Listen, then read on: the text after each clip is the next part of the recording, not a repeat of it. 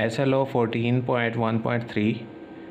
इस SLO में हमने फ्रीक्वेंसी कर्व और फ्रीक्वेंसी पॉलीगॉन बनाने हैं। डेटा आपको गिवन होगा। अगर आपको डेटा गिवन नहीं है तो प्रीवियस वीडियो आप देख लें, उसमें किस तरह से हम गिवन डेटा को कंटिन्यूस फ्रीक्वेंसी डिस्ट्रीब्यूशन की शक्ल में लिख सकते हैं। फ्रीक्वेंसी कर्व बनाने के लिए 4 स्टेप्स को फॉलो करें। फ्रीक्वेंसी कर्व बहुत ही आसानी से बन जाएगी। डेटा गिवन है, क्लासेस दी गई हैं और उनकी फ्रीक्वेंसीज़ भी दी गई हैं। स्टेप 1 है हमारा, सबसे पहले हम क्लास बाउंड्रीज़ बनाएंगे।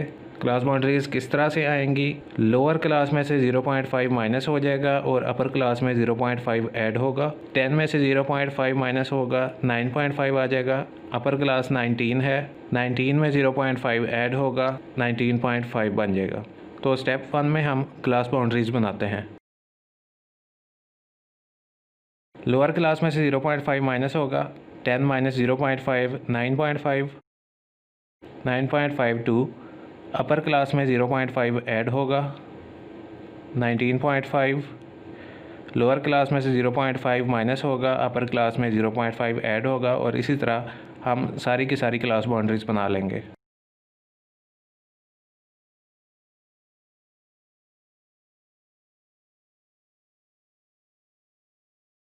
क्लास बाउंड्रीज फाइंड आउट करने के बाद इससे अगला स्टेप हमारे पास step number 2 midpoints find out करने हैं। मिड पॉइंट्स को क्लास मार्क्स भी कहा जाता है। मिड पॉइंट कह लें, क्लास मार्क्स कह लें, कोई फ़र्क नहीं पड़ेगा। अब मिड पॉइंट फाइंड आउट किस तरह किए जाते हैं? सबसे पहली क्लास हमारे पास 10 to 19 है, जिसकी क्लास बाउंड्रीज़ जो हैं वो हमारे पास 9.5 to 19.5 हैं। मिड पॉइंट फाइंड आउट करने के लिए हम क्या करेंगे? क्लास बाउंड्रीज़ को ऐड करेंगे और 2 पे डिवाइड कर देंगे। 9.5 प्लस 19.5 डिवाइडेड बाई 2, आंसर हमारे पास आ जाएगा 14.5। अगली क्लास में class boundaries, lower class boundary और अपर क्लास बाउंड्री दोनों को हम ऐड करेंगे और 2 पे डिवाइड करेंगे।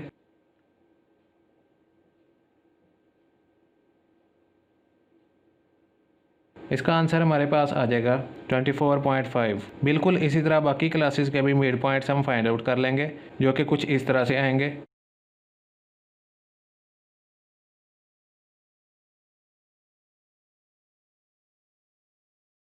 स्टेप 1 में हमने क्या किया? क्लास बाउंड्रीज फाइंड आउट की हैं। स्टेप 2 में मिड पॉइंट्स। स्टेप 3 में आपने सूटेबल स्केल चूज़ करना है और एक्स एक्सिस के ऊपर आपने मिड पॉइंट्स को रिप्रेजेंट करना है और वाई एक्सिस पे आपने फ्रीक्वेंसी को रिप्रेजेंट करना है। फ्रीक्वेंसी की अगर बात की जाए तो 1 से शुरू हो रही है और 10 पे ख़त्म हो रही है। इसके लिए हम मुनासिब स्केल चूज़ कर लेते हैं। इसी तरह मिड पॉइंट्स के लिए भी हम कोई स्केल चूज़ करते हैं। ये टोटली आप पे डिपेंड करता है कि आपके पास ड्रा करने के लिए जगह कितनी मौजूद है। जिस तरह से आपको बताया गया, एक्स एक्सिस के ऊपर सारे के सारे मिड पॉइंट्स आ जाएंगे, जबकि वाई एक्सिस के ऊपर हमारे पास फ्रीक्वेंसीज़ आ जाएंगी। मिड पॉइंट्स 14.5 से शुरू हो रहे हैं और आगे इन सब में 10-10 का डिफरेंस आ रहा है। हम यहाँ से शुरू करते हैं 14.5, 24.5, इसी तरह आगे सारे पॉइंट्स हम मेंशन कर देते हैं।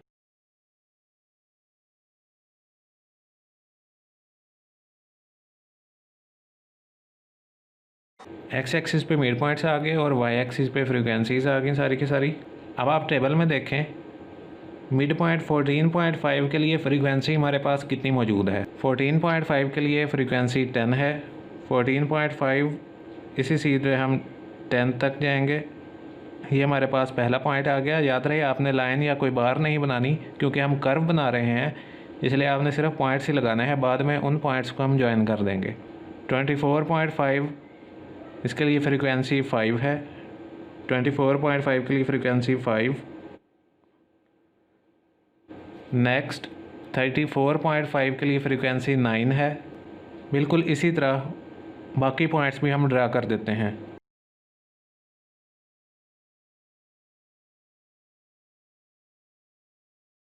आपने इन सारे पॉइंट्स को आपस में ज्वाइन कर देना है। उनको ज्वाइन करते हुए आपने ध्यान रखना है 14.5 to 24.5, 24.5, 34.5, इस तरह तरतीब से आपने सारे पॉइंट्स को ज्वाइन करना है। पॉइंट्स को आगे पीछे नहीं करना, नहीं तो आपकी कर्व गलत बनेगी। सबसे पहले 14.5 के बाद 24.5 वाला पॉइंट ज्वाइन होगा। नेक्स्ट 24.5 से लेकर 34.5 तक ज्वाइन करेंगे। 34.5 टू 44.5 ज्वाइन होगा। इसी तरह 54.5 तक और लास्ट पे 64.5। ये हमारे पास गिवन डाटा के लिए फ्रीक्वेंसी कर्व आ गई। कर्व इसलिए कह रहे हैं हम इसको क्योंकि ये क्लोज्ड शेप नहीं है। अगर आपको कहा जाए कि गिवन डाटा के लिए आप फ्रीक्वेंसी पॉलीगॉन बनाएं, क्योंकि ये एक क्लोज्ड शेप नहीं है इस वजह से इसे सिर्फ कर्व ही कहा जाएगा। अगर पॉलीगॉन ड्रा करनी है तो पॉलीगॉन क्लोज्ड शेप होती है, उसके लिए आपको एक्स्ट्रा काम करना पड़ेगा। मिसाल के तौर पे आपके पास अगर ये क्लोज्ड शेप आ रही है, ये एक पॉलीगॉन है जिसको हम ट्रायंगल बोलते हैं। अगर 4 साइड्स मिल के क्लोज्ड शेप बना रही हैं तो इसको हम क्वाड्रिलेटरल बोलते हैं।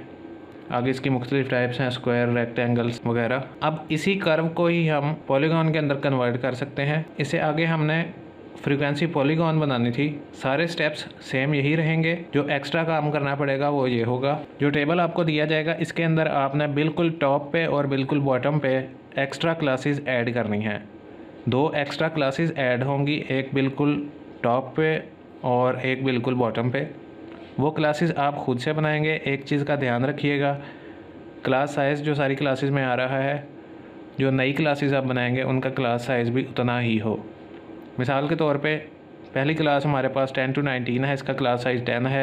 20 to 19 क्लास साइज़ 10 है। इन सारी क्लासेस का क्लास साइज़ 10 है। जो नई क्लासेस हम ऐड करेंगे उनका क्लास साइज़ भी 10 ही रखा जाएगा। दूसरी क्लास को अगर आप देखें तो ये 20 से शुरू हो रही है, जबकि पहली 19 पे ख़त्म हो रही है, मतलब 1 नंबर पीछे है। अगर ये क्लास 10 से शुरू हो रही है तो इससे ऊपर वाली क्लास जो है वो फिर 9 पे ख़त्म होगी। अब 9 से लेकर आपने आगे 10 नंबर्स गिन लेना है, यानी क्लास साइज़ 10 का रखना है आपने। 9, 8, 7, 6 इस तरह करते हुए 0 आ जाएगा। 0 से 9 तक एक क्लास आपने खुद से बना ली, कोई फ़र्क नहीं पड़ेगा, क्लास आपने खुद से ऐड करनी है। ये एक्स्ट्रा स्टेप्स हैं ताकि हम फ्रीक्वेंसी पॉलीगॉन बना लें। क्योंकि क्लास हमने खुद से ऐड की है, इसके लिए कोई ऑब्जर्वेशन नहीं है, इसलिए इसकी फ्रीक्वेंसी हो जाएगी 0। क्लास बाउंड्रीज़ बिल्कुल उसी तरह ही बनेंगी। क्लासेस जो भी दी गई हैं उसमें लोअर क्लास में से 0.5 माइनस होगा और अपर क्लास में 0.5 ऐड हो जाएगा। 0 में से 0.5 माइनस होगा, -0.5 टू 9 में 0.5 ऐड होगा, 9.5। मिड पॉइंट्स फाइंड आउट करने का भी सेम वही तरीका है। क्लास बाउंड्रीज़ को ऐड करेंगे और 2 पे डिवाइड कर देंगे। 4.5 मिड पॉइंट आ गया। दूसरी क्लास जो हमने ऐड करनी है वो बिल्कुल बॉटम या एंड पे है। सेकंड लास्ट क्लास हमारी 69 पे ख़त्म हो रही है। 69 से अगला नंबर 70 और क्लास साइज़ का ध्यान रखते हुए जो कि 10 का क्लास साइज़ है, 70 से 79 तक हमारे पास आखिरी क्लास आ गई। क्योंकि ये क्लास भी हमने खुद से ऐड की है इसलिए इसकी फ्रीक्वेंसी 0 हो जाएगी। क्लास बाउंड्रीज उसी तरीके से आ जाएंगी 69.5 टू 79.5 और मिड पॉइंट भी सेम इसी तरीके से हम क्लास बाउंड्रीज़ को ऐड करके 2 पे डिवाइड करेंगे तो हमें मिल जाएगा, जो कि 74.5 है। अब उसी ग्राफ में ही जो कि हमने कर्व बनाई है, हम ये दोनों मिड पॉइंट्स भी शामिल कर देते हैं और इनके लिए पॉइंट भी ड्रा करते हैं और उस सूरत में जो हमारे पास ग्राफ बनेगा वो फ्रीक्वेंसी पॉलीगॉन कहलाएगी। जो क्लास हमने खुद से ऐड की है उसका मिड पॉइंट 4.5 है। इस मिड पॉइंट को इधर रिप्रेजेंट कर देते हैं एक्स एक्सिस पे 4.5। फ्रीक्वेंसी 0 है, ये पॉइंट जो है 0 को रिप्रेजेंट कर रहा है। बिल्कुल आपकी मिड पॉइंट्स वाली लाइन के ऊपर सारी फ्रीक्वेंसीज 0 हैं। इसी तरह एक और हमने मिड पॉइंट बनाया है जो कि 74.5 है, इसको भी हम एक्स एक्सिस पे रिप्रेजेंट कर देते हैं। नेक्स्ट पॉइंट बनाना है हमने 4.5 के लिए फ्रीक्वेंसी 0 है। 4.5 के लिए फ्रीक्वेंसी 0 है। अभी मैंने आपको बताया है ये जो सारी लाइन जा रही है, या दूसरे अल्फाज में पूरा एक्स एक्सिस जो है इसके ऊपर सारी फ्रीक्वेंसीज 0 है, मतलब पॉइंट यहीं पे ही बनेगा। अगर फ्रीक्वेंसी 1 होगी पॉइंट ऊपर आ जाएगा, 2 होगी तो और ऊपर जाएगा पॉइंट। फ्रीक्वेंसी 0 है, पॉइंट इसी लाइन के ऊपर आ जाएगा। इसी तरह 74.5 के लिए भी फ्रीक्वेंसी 0 थी, जो पॉइंट बनेगा वो इसी लाइन के ऊपर ही आएगा, एक्स एक्सिस पे ही आएगा। पॉइंट्स को ज्वाइन कर देते हैं। 4.5 और 14.5 को ज्वाइन करना है हमने। इस तरह 64.5 और 74.5 को भी ज्वाइन करना है। अब आप देखें आपके पास जो शेप आई है ये एक क्लोज्ड शेप है, इस वजह से हम इसको बोलेंगे पॉलीगॉन। और क्योंकि ये फ्रीक्वेंसी को रिप्रेजेंट कर रहा है इसलिए ये बन गई हमारे पास फ्रीक्वेंसी पॉलीगॉन। सिंपल अगर आपने फ्रीक्वेंसी कर्व ड्रा करनी है, ये 2 एक्स्ट्रा क्लासेस ऐड करने की ज़रूरत नहीं है। अगर आपने फ्रीक्वेंसी पॉलीगॉन ड्रा करनी है तो ये 2 एक्स्ट्रा क्लासेस टॉप पे और बॉटम पे ऐड करनी ज़रूरी हैं। जिसकी मदद से आपके पास इस तरह की क्लोज्ड शेप आएगी जिसको हम फ्रीक्वेंसी पॉलीगॉन कहेंगे।